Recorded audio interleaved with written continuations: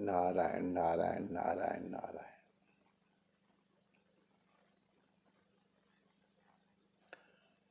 संसार में सुख और दुख स्वयं अपना बनाया हुआ होता है।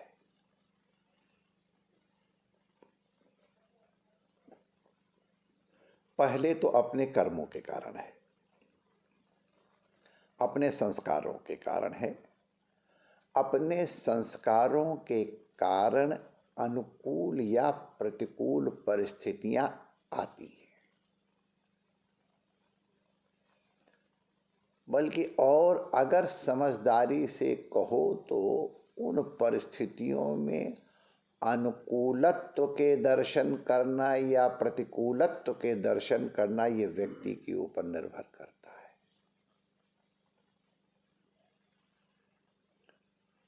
तो ये अनुकूलत्व और प्रतिकूलत्व ये भी हमारा अपना बनाया हुआ, अपना सोचा हुआ है। और जो चीज़ अनुकूल होती है, लगती है, वो प्रिय होती है और सुख देती है। तो अनुकूल वेदन हुआ तो सुख की अनुभूति हो गई, और प्रतिकूल वेदनीय तो हो गया, प्रतिकूल वेदनीय हो गया तो दुख हो गया। विश्वास करो, संसार में सुख और दुख कोई चीज है नहीं, अपनी दृष्टि है। इसलिए संसार से न सुख को दूर किया जा सकता है, न दुख को दूर किया जा सकता है, और न इन्हें प्राप्त किया जा सकता है। अपने विवेक के ऊपर है कि आप कब दुखी होना चाहते हैं। आप लोग आश्चर्य नहीं करना जब मैं ये कहता हूं कि कुछ लोग जानबूझ के दुखी होना चाहते हैं। एक मनोवैज्ञानिक रोग है, साइकोलॉजिकल प्रॉब्लम है। कुछ लोग अटेंशन प्राप्त करने के लिए अपने में कुछ न कुछ प्रतिकूलता का आरोपण करते हैं, और उस प्रतिकूलता के आरोपण, वर्णन और उसके अनुकूल चेष्टाओं के कारण इतर से सहानुभूति प्राप्त करने की चेष्टा करते हैं। ऐसे जो लोग दुख स्वयं ओढ़े हुए हैं, उनके दुख का तो निदान वही है। तो संसार में दुखी होना या सुखी होना हमारे ऊपर है। एक घटना है, ये हमने बहुत पहले सुनी थी, जब पढ़ी थी कोई इस तरह की घटना, कि एक सैनिक अधिकारी युद्ध में गया हुआ से लौट रहा था विजयी हो करके, तो इसलिए उसके पास अपने वेतन के साथ साथ पुरस्कार राशि भी थी। तो और अधिकारी था, तो वो जब सराय में आया तो सराय वाले ने उसको बड़ा विशेष कमरा दिया। लो भाई, ये कुछ पैसे दिए, ये घोड़े की मालिश करवाना और इसके बढ़िया घास का इंतजाम करो और दाने का इंतजाम करो। उससे ही सराय वाले को पता चल गया कि ये दामोदर है, नोट है, इसके पास देगा, देने की इच्छा भी है। तो सराय वाले ने उनके लिए बड़ा विशेष कमरा दिया, बढ़िया ओढ़ना बिछौना दिया, कुछ सेवा की। रात को वो सो रहे थे तो सिपा सालार ने देखा कि सिपा एक बहुत बड़े रैंक का था, नहीं था, लेकिन अब सिपा सालार ही कह देता हूँ, बड़ा था अधिकारी, छोटा मोटा अधिकारी। तो रात्रि को किसी बच्चे के रोने की आवाज आई। अब बच्चे का रोना उसकी माँ चुप कराने की कोशिश करे तो और रोए वो।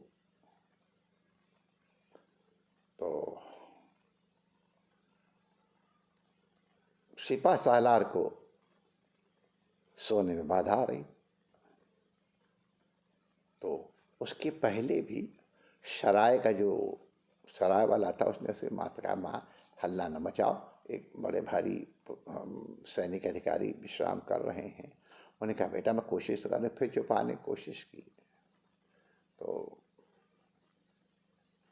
सिपा थका हुआ था सिपा सालार। तो उसने सराय वाले बुलाए, क्या ये हल्ला मचा रखा है तुमने? सरकार एक वो स्त्री है, छोटे बच्चे को लेके आई है, मैंने बाहर तो डाल दिया जहाँ घुड़साल है वहीं उसको जगह दी, रात में कहाँ जाएगी? नहीं हल्ला मचा रहे, हटा इसको यहाँ। तो सिपा सालार गया, तो सिपा वो सराय वाला गया सिपा सालार के कहने से, और माता का माता अब तो तुमको जाना पड़ेगा, वो हुजूर हाकिम साहब मना कर रहे हैं। उनका भैया मैं उस गांव से आई हूँ चल करके, इसका पिता युद्ध में गया है और अभी तक कोई सूचना नहीं मिली, मैं उसको देखने के लिए जा रही हूँ। और ये बच्चा, हमारे पास कोई साधन अब नहीं है, घर वालों ने थोड़ी जैसे होता है पति के अभाव में, उस स्थिति में इस बच्चे को भूख लग रही, मैं इसको दूध नहीं पिला पा रही हूँ, मेरे दूध नहीं, बाजार से दूध लाने के पास मेरे समर्थ नहीं, इसलिए रो रहा। तुम कहते मैं चले जाऊंगी। सिपा सालार ये सब आवाज सुन रहा था। उसको लगा ये बोला किस गांव की बता रही थी वो, तो ये और क्या बता रही थी कि उसके पति वहाँ सेना में गए हैं।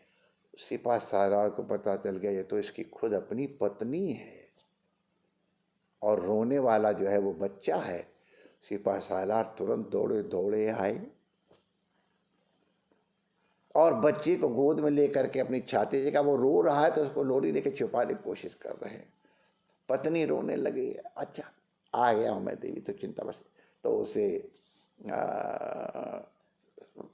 सराय वाले कहा, अरे बेटा जल्दी थोड़ा गर्म गर्म दूध ले आओ, और देखो ये मालकिन है, मालकिन के लिए कोई कमरे वमरे का इंतजाम करो, गर्म पानी करो, बेचारी थकी थकाई आई हैं। और अब उस बच्चे को लेकर के उसका रोना उसको मधुर लग रहा है। बच्चा वही है जो थोड़ी देर पहले उसके लिए विघ्न बाधक था, उसकी आवाज कर्म कटु थी, इसलिए सो नहीं रहा था। वही बालक, कुछ ट्रांसफॉर्म नहीं हुआ, कुछ परिवर्तन नहीं हुआ, वही बालक उसी तरह रो रहा है, लेकिन अब उस सिपा सालार को दुख देने के स्थान पर आनंद दे रहा है। अब विचार करके देखा जाए, रोना सुखद है कि दुखद है? नींद में बाधक है कि साधक है? सुख में सहयोगी है कि प्रतियोगी है? जब तक वो बच्चा पराया था, किसी और का था, तब तक उसका रोना अधिकारी के लिए, सैनिक अधिकारी के लिए बाधक था, सोने नहीं दे रहा था। और वही बालक जब ये पता चल गया कि मेरा अपना पुत्र है, ये मेरी अपनी पत्नी है, तो उसके लिए व्यवस्था करता है और उसी बच्चे को लोरी गा गा करके चिपवाने लगा, छाती से चिपकाने लग गया। संसार में माय डियर सुख दुख इसी तरह के हैं। जिसको हमने पराया समझ लिया, उसका व्यवहार हमको कुछ और तरह दिखाई पड़ेगा। जिसको हमने अपना समझ लिया है उसका व्यवहार हमको कुछ और तरह से दिखाई पड़ेगा। अपने में भी जितनी अधिक आत्मीयता है उतना अधिक सुख की अनुभूति होगी। तो ये विवेक से, विचार से देखो तो संसार में कौन पराया है, सब अपने ही तो हैं। मनु के ही तो संतान है, मनु से अलावा तो और कोई है नहीं, सब अपने भाई बहन हैं। जो ज्ञानी लोग वो कहेंगे ये शरीर तो बाहर का कपड़ा जैसा है, परिधान जैसा है, वासांसि जीर्णानि यथा विहाय नवानि गृह्णाति नरो प्राणि। तो ये शरीर जो है ये भी वस्त्र के समान है, लेकिन वस्त्रों के अंदर जो आत्मा है वो तो अपनी ही है। भक्त इसको भगवान की आत्मा, भगवान का अंश मानेगा ईश्वर, तो ईश्वर अंश रूप से अपने हैं, और ज्ञानी उनको अपनी आत्मा ही मानेंगे। तो इसलिए आत्मरूप तत्र को मोह कह शोकः एकत्वम अनुपश्यता। निज प्रभुमय देखें जगत कासन करें विरोध। माय डियर, ये सुख और दुख हमारा अपना क्रिएशन है, बनाया हुआ है। अनुकूल परिस्थिति और प्रतिकूल परिस्थिति मान लेना हमारे हाथ में है, हम उसमें एडजस्टमेंट करना सीख लें। किसी की दाल में मिर्च ज़्यादा हो गई तो वो कहेगा जहर बना दिया। और कुछ एक देश माने राजस्थान इत्यादि जहाँ मिर्च खूब खाई जाती है और वहाँ बिना मिर्च का तुम दाल दे दो, कहेंगे क्या गोबर जैसा लेके आ गए। तो मिर्च अनुकूल या प्रतिकूल। लेकिन हमारे संतों ने बड़े अच्छे दर्शन किए हैं, ऐसा कुछ हो तो उसको थोड़ा छुआ करके पालो, पेट भर जाएगा। किसी ने कहा कि मैं नमक बहुत ज़्यादा है, किसी ने कहा थोड़ा पानी मिला लो, पानी मिला लिया, ठीक हो गया नमक। एक ने कहा अरे यार दाल में पत्थर बहुत ज़्यादा हैं, हो जाते कभी कभी में। तो जो साथ के संत का नहीं, पत्थर ज़्यादा नहीं है, ज़्यादा तो दाल ही है, उसमें थोड़े पत्थर भी हैं। एकदम निश्चित रूप से अरे पत्थर की तरह होंगे, उसमें दो चार निकले होंगे, दाल तो हजारों की संख्या में। तो इसलिए माय डियर, अपनी दृष्टि को बदलो। सब संसार को प्रभुमय या आत्ममय किसी भी दृष्टि से एकत्व की अनुभूति करो। उनकी क्रिया को उनके हिसाब से अगर मूल्यांकन करोगे तो आपको बहुत दुख नहीं होगा। हाँ, इसका मतलब नहीं कि आप चेष्टा न करो, चेष्टा और प्रयास तो करो, सुरक्षा संरक्षा और उसका सबका व्यवहार का। लेकिन सुखी दुखी होने से कोई लाभ नहीं होता है, बल्कि जो प्रयास किए जाएंगे उसमें बाधा अवश्य आ जाती है।